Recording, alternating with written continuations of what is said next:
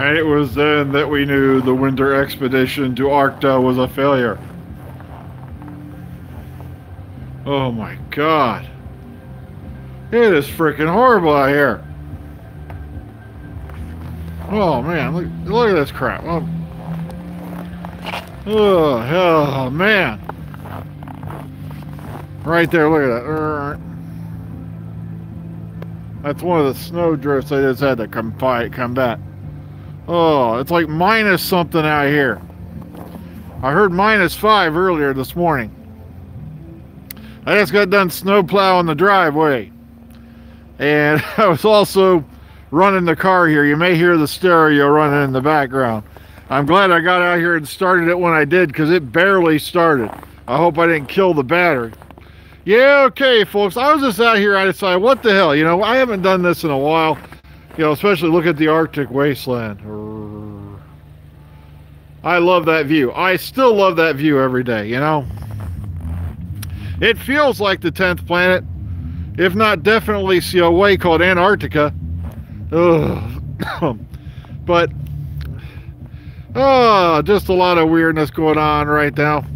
We had like, I can't remember how many inches of snow drop over a 24-hour period.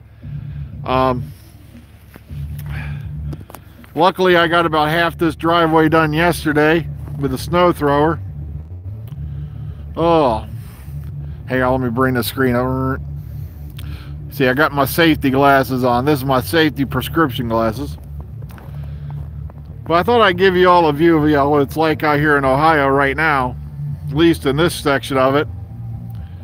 And just to give you an idea of hand, that's the snow drift in front of my house. Look at that crap. Oh, man, look. Oh.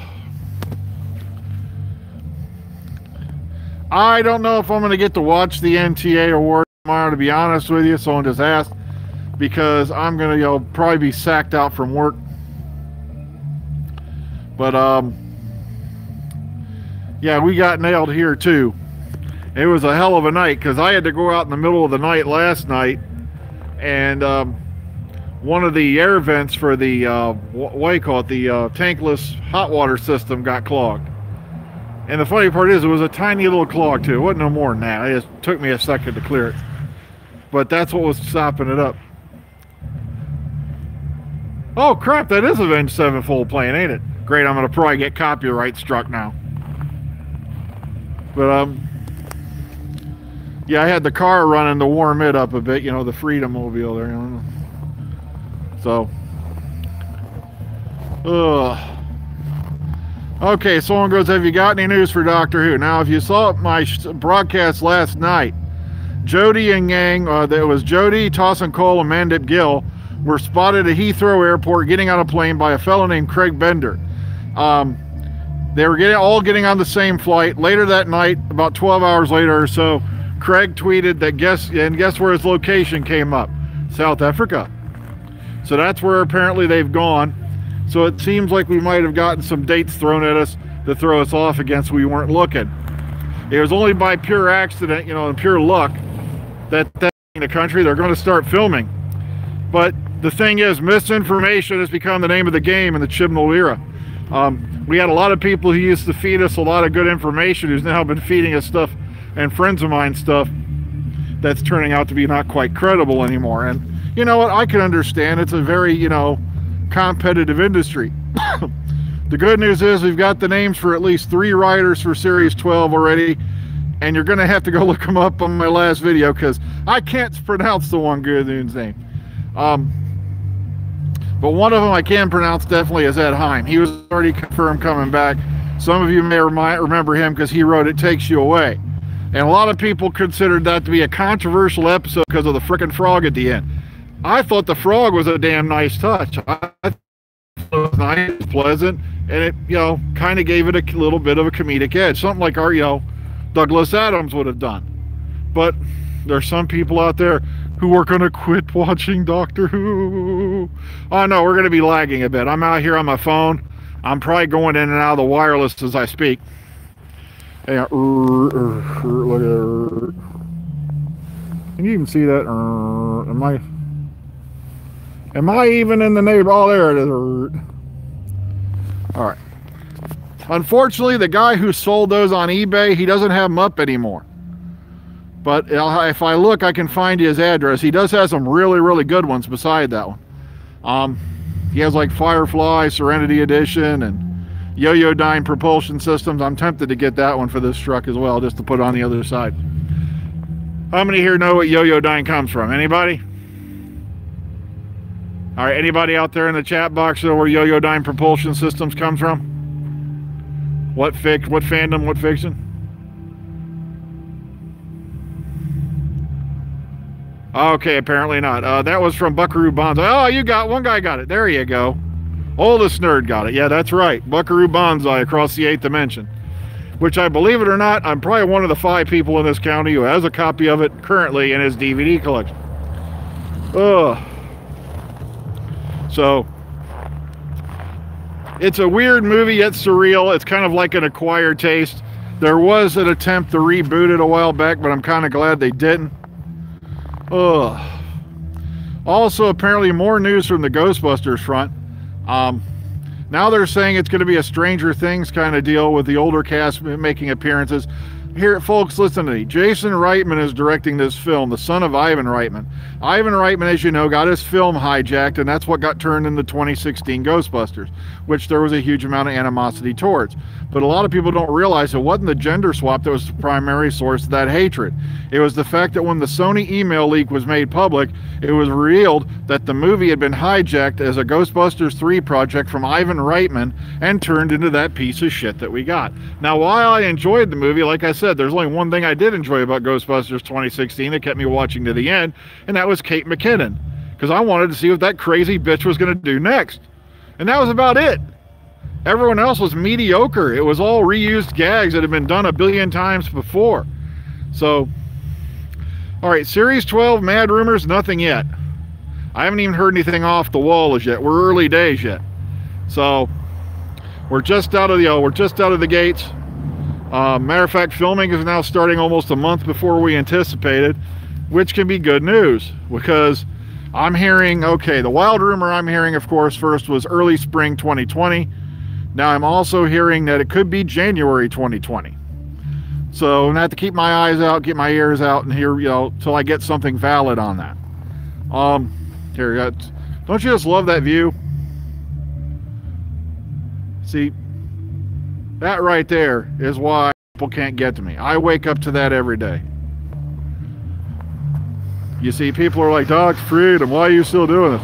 I said, very simple, because when you sit down and realize how precious life is, you know, you start forgetting things like that. Like I keep telling people, did you wake up today? That's a win. Did you get out of bed today without much pain? That's pretty much a big win. Did you get to work on time? Did you see someone next to you that you loved when you woke up this morning? You know, things like that you've got to ask yourself. Did you get home safe from work? You know, uninjured.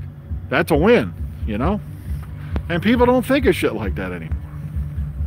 All they think about is getting ahead, beating... See this right here? I'm a schmo, guys. I live paycheck to paycheck. I was lucky. I was very lucky I got the house I live in because, you know, we got it cheaper than, you know, what it should have been. Plus, we get a nice tract of land out here I really love. And what I love more than anything is just I get up and I see that view every day. And no matter what time of the year it is, that view is just beautiful. Winter time, fall time. Exactly. Small trees. That's what counts. And a lot of people are just worried about, did I get 50,000 viewers talking bad about Series 11? Oh, God. Ugh. Oh, hang on. Oh, I got my other hand blocking the camera.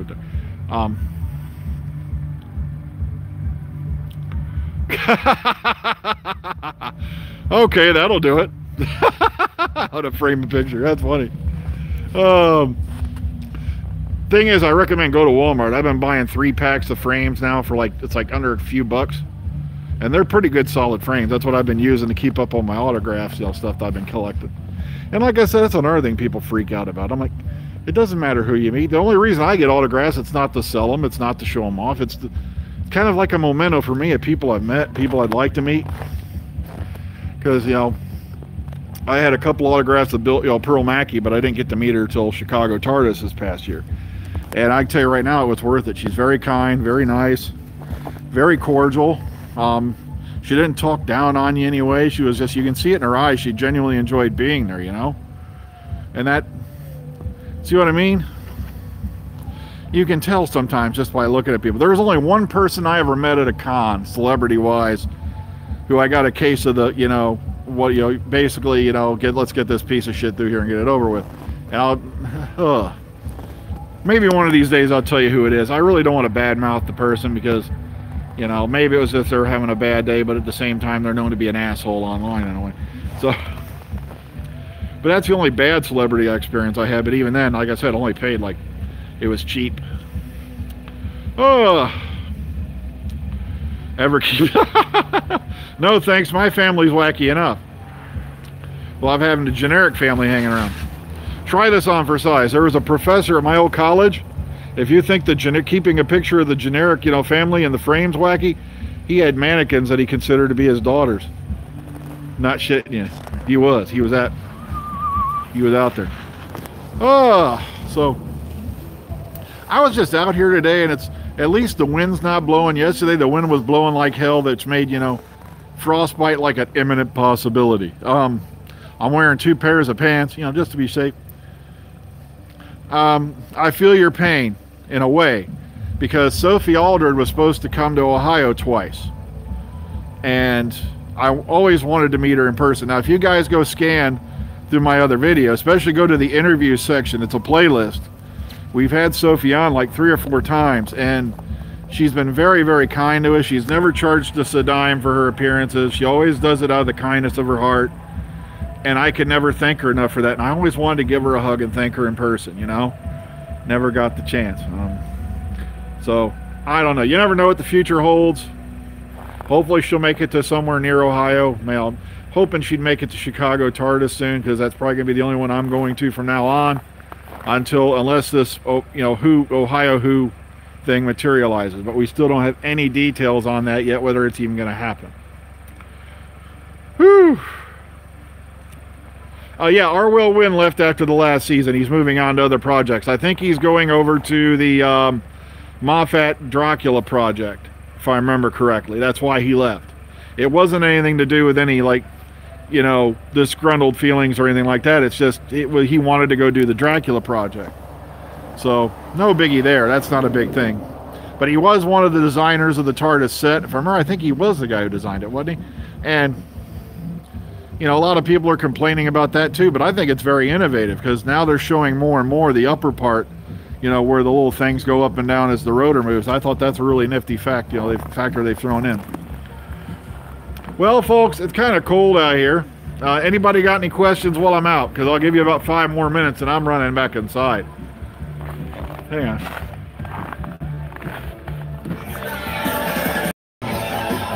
Whoa. Okay, it's nice and toasty warm in the car. All right, I just wanted to check that. Because I wanted to let it run for about 15-20 minutes, get the battery built up.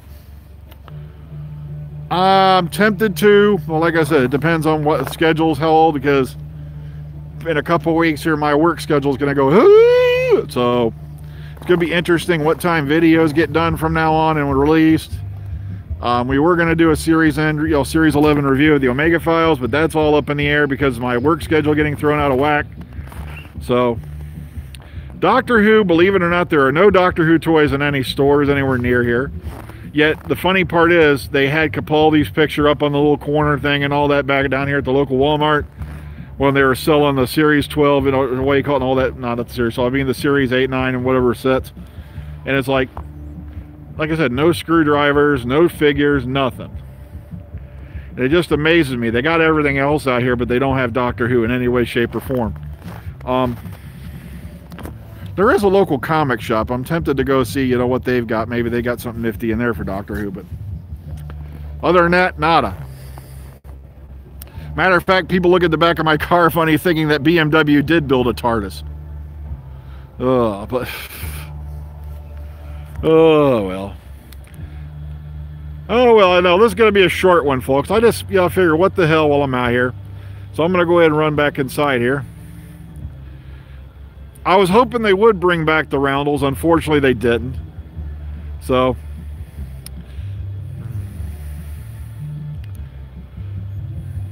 yeah, we haven't had any up here. I was lucky once. I may raffle them off one of these days. I have like 3 or 4 Capaldi posters I found down here at the Five Below. So I grabbed every single one of them they had on the rack because they're all like $5. So I'm halfway tempted to go ahead and maybe do a contest or something sometime in the future, maybe give those away one at a time. Because I got like 3 or 4 of them. There's one up on my door. You can't see it from the camera view. You know, the door is not in camera frame, you know, I'm doing videos. Well, let me give you one last look at the snowscape here.